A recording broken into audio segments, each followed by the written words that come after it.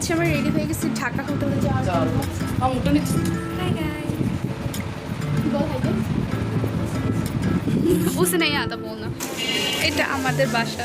চল আমরা Suman uncle laundry. Uncle uncle একটা হাই বলো। আঙ্কেল বলছে এখানে লাইক রিকশা পাচ্ছে দুইজনই বোনের উপর কেন?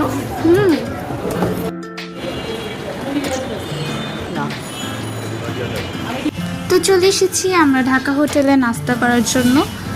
আমরা নিয়েছিলাম নান, রুটি, সবজি ভাজি, ডাল, ডিম ভাজি আর আম্মুর স্পেশাল কাঁচামরিচ, আর নিয়েছিলাম চা। নাস্তা শেষে আমরা তালতলায় গিয়েছিলাম টুকটাক জিনিসের জন্য, বাট সব দোকানই বন্ধ ছিল। আর এখানে অন্যান্য দেশের অনেকগুলো পতাকা ঝুলতেছিল। তো আজকের ব্লগটা এতটুকুই। আল্লাহ হাফেজ।